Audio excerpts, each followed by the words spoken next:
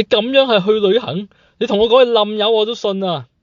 上次我哋講述咗黃金一族最大嘅成功黃金巨像，然而今日嘅主角即使戰績係比唔上黃金巨像，暴君再酷再高傲，嚟到 game 裏邊都要叫佢一聲大家姐，原因無他啊，喺現實中冇佢，可能真係冇黃金巨像。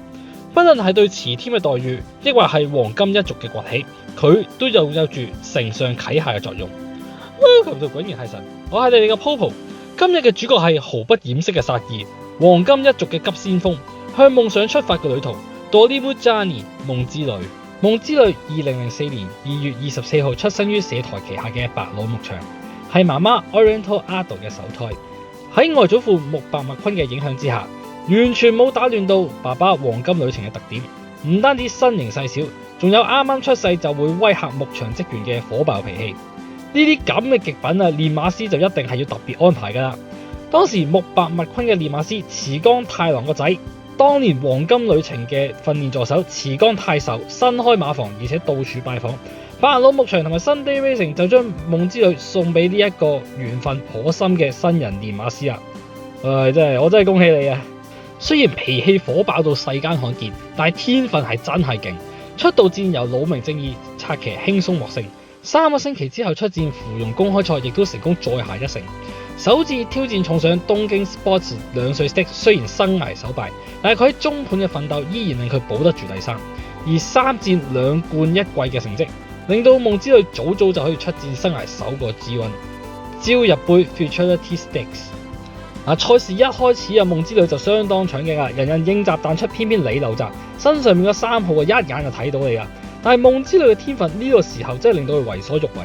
賽事前半都仲係10名開外，最後300幾米就喺最外檔硬上，只有416公斤嘅單薄體格並未阻礙夢之旅嘅爆發，反而令到佢得以成為賽事史上最輕嘅霸者。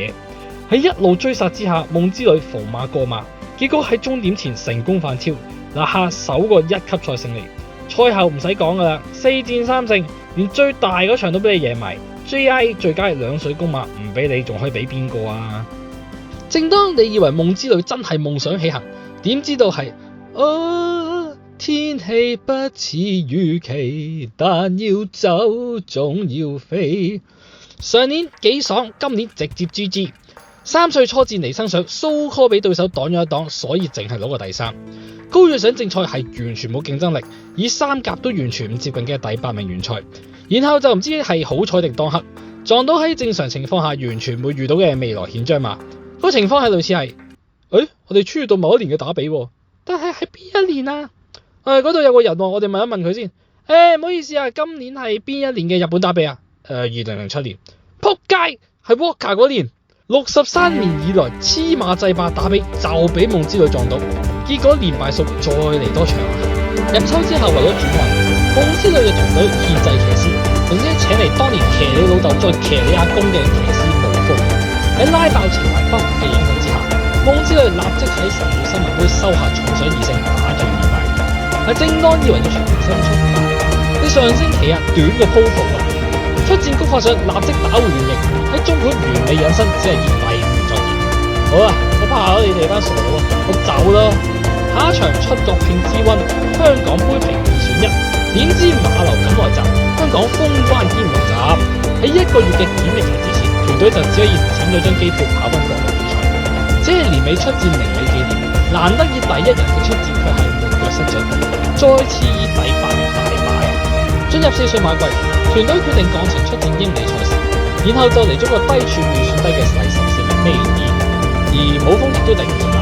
騎師改為以武豐為頭像嘅前面活動，而負重換人就等於運氣轉向呢家嘢，梗係成功判定啦。不過向下咁解啫嘛。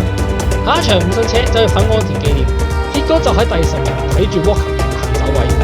玩咗2場之後，團隊終於決定唔跑英里賽，將賽程拉翻上2000米。結果夢之旅秒速回魂，一下就斬咗2場G3。但係好可惜啊！呢一個小高潮並唔可以阻止到嗰2位大姐喺前面搞事。天王想抽，再次喺第10名喺 Walker 極限反殺大和赤騎。有馬紀念就坐前啲啊，以第4名喺大和赤騎時間37年以黐馬之姿打有馬紀念。而5歲嘅夢之旅雖然馬季首戰嘅美國騎士俱樂部杯仲係留喺佢好熟悉嘅第8名，但等咗2年，嗰一班好似俾人 cancel 咗嘅航班起飛啊！3月1號嘅中山紀念背刺號稱最強老鬼已經8歲嘅 Company 結伴行，雖然失敗，但係第2名嘅成績絕對係一支強心針。下一場橙京大阪杯再下一城，喺中盤成功擊退咗變質二冠馬 Deep Blue Sky， 勝出咗生涯第5個重賞。賽後團隊眼見形勢大好，決定喺最大目標嘅寶塚紀念之前攝多場春天天皇賞。你都得啊！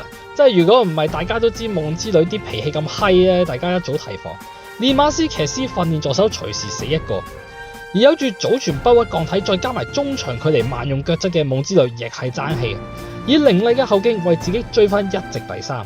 當然一個季軍絕非旅途嘅終點，夢之旅嚟到咗6月嘅阪神馬場，踏上咗爸爸曾經4次走上嘅舞台寶塚紀念，只係喺人氣上再一次俾變質二冠馬 Deep Blue Sky 壓住。冇計啊！即使係近況唔錯，仲贏過對面，但係 Deep Blue Sky 作為年紀比較輕嘅天才，而且仲要連續11場進入頭3，喺潛力同穩定性絕對好過夢之旅。但係喺夢之舞台上，一切皆有可能，好似藝術一樣兜過前方馬群，游刃有餘咁樣喺 Deep Blue Sky 隔離經過。相隔17場比賽，往日嘅大賽殺手再次露出獠牙，將最激烈嘅競爭留俾後面。喺經歷咗2年嘅漂泊之後，旅人終於達到咗佢嘅應許之地。贏咗寶塚紀念之後嘅夢之旅絕對係成功到金噶啦，喺奧魯卡馬輕鬆成為最大熱門，只不過喺最後關頭冇追到領放嘅馬茲利達 combo， 以2個馬身得第2。而喺秋天天皇賞，夢之旅堅持後追跑法，結果頭3名搏緊火嘅時候，夢之旅仲喺馬群中浮沉，結果以第6名完賽。眼見再陷低潮，時間無情地走到年尾，嚟到咗馬季最重要嘅有馬紀念。今年嘅水平就真係比較複雜啲嘅，有力馬唔多，即使2連敗嘅夢之旅都上到第2人氣，但係強敵一個就攞你命。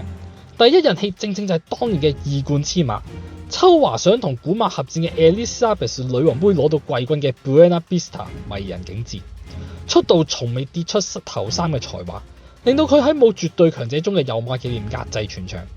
至於夢之旅，唔穩定嘅戰績，稍高嘅年齡，相對較重嘅負磅，喺呢一場連爸爸同埋外祖都未能征服嘅惡戰上，只係身上同祭八寶塚時一樣嘅9號馬服可以帶嚟一絲安慰。一出閘啊，夢之旅就選擇性偷襲直落隊尾，而迷人景致則係一早鎖定住先行位置，但係佢嘅心裏邊可以話15-16，全因為前方領放嘅同父血親 Reach the Crown 帝王加冕，唔單止以900米52.2秒大飛節奏，加埋背上面紫白色決勝服嘅舞風，我差啲以為係爸爸特別週落場教女。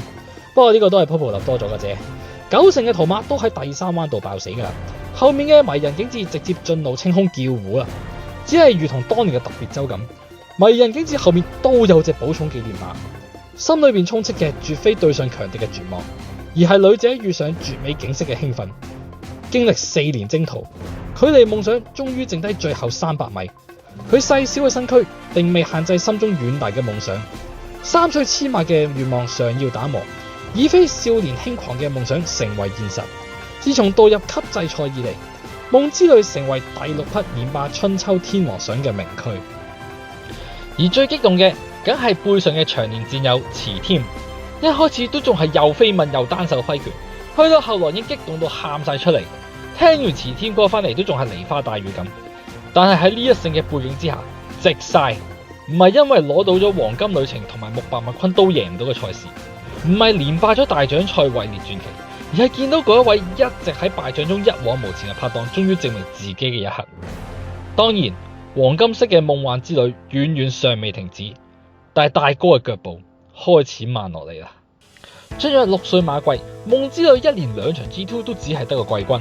之後雖然想再玩多次春天天皇賞，但係因為健康隱憂備戰，6月27號出戰寶塚紀念為求連霸，玩命對上咗已經喺 G1 2連戰斬咗1冠1亞更加成熟嘅迷人景致，而黃金精神不負眾望爆發啊！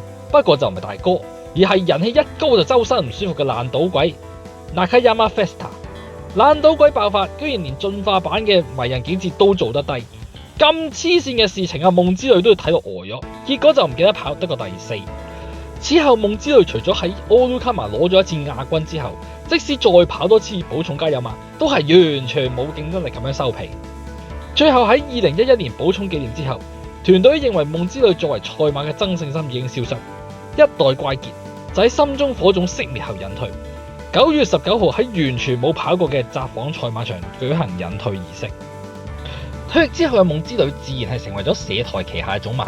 不過啊，夢之旅嘅配種生涯堪稱夢魘。雖然大家又話超 Popo 你又吹大啊，但係 Popo 做咗咁多次賽馬良片，真心覺得夢之旅嘅配種生涯係真係差下限。我哋知道好歌劇因為資源不足後代爆死冇計，我哋亦都聽過米玉微光飛區體型細唔受市場歡迎，亦都見過琵琶神光完全唔撚跳因子，導致到牧場大受打擊。但係夢之旅係真係因為配種差啲之啊，本來已經因為體型細唔多受歡迎噶啦，點知係 Marky 馬後日都有問題，更加試過喺配種嘅時候發生意外骨折。喺大自然中，大部分雄性都甘願為咗交配冒生命危險，你條友仔竟然係因為配種而有生命危險啊！真係唔知係你識玩啊，定係個天識玩你？最後係產出咗168匹馬，重賞4勝嘅成績之下，喺2022年下莊退休。好彩2014年嘅產區 Dolimus Strike 喺地方賽馬攞到東海3冠，為父親一脈攞到少少面子。2次退役嘅夢之旅終於真正自由啦！唔單止冇人再逼佢去玩命搏嘢，連放草嘅時間都係自己定嘅。放牧地直接開喺馬房後面，兼且中門大開，自出自入。只係咁高規格嘅待遇，完全冇磨平到夢之旅嘅稜角，反而將老馬有火呢幾隻字演繹得淋漓盡致。想當年遲添去探巨匠，俾我都 fat 噴池懟咗一下都仲敢試下。對上喺放牧地嘅夢之旅可以話見到任務完成，摸都唔摸，我想走啦，拜拜。夢之旅嘅故事其實就係4隻字：承上啟下，傳承咗黃金旅程嘅未完旅途，為開啟黃金一族盛況打下咗根基。生涯上擔任第1名次世代黃金精神擁有者，喺2009年連霸春秋大獎賽之後，黃金一族嘅戰績噴井式爆發，唔單止贏到多場嘅 G1，仲監生將爸爸推為最多後代喺寶塚紀念同埋春天天皇想贏嘅種馬。如果唔係廿馬紀念有周日寧正頂住啊，黃金一族贏最多次嘅賽事又多一個噶啦。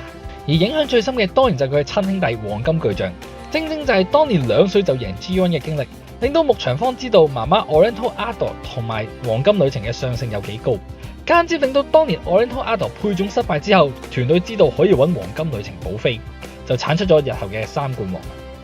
就連首次贏有馬紀念打嘅都係迷人景致添，迷人景致表示：喂，老豆之間有冇咁大仇口啊？兩兄弟隔幾年都要追擊我啊！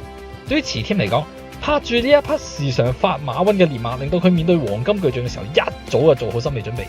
即使新馬自備初見殺，都係相信眼前嘅殺手同啱啱退役嘅好拍檔一樣，賽馬係會有火㗎啦！呢個就係先代夢想嘅中轉站。黃金精神等於臭脾氣嘅首個證明。大哥，夢之旅 Dolimu Johnny。今日條片就嚟到呢度，多謝大家收睇。終於整咗呢條片啦，真係好抱歉拖咗咁耐。最近呢幾個月Popo 係因為身邊嘅事咧，啲狀態真係好差，即係其實就真係爭啲就拍片話係要收皮引退噶啦。所以如果大家仲見到呢條片嘅話，非常多謝大家過咗咁耐都依然繼續支持，希望可以喺不久嘅將來再以唔同嘅馬娘片同大家見面。我係你哋嘅 Popo，我哋下條片見，拜拜。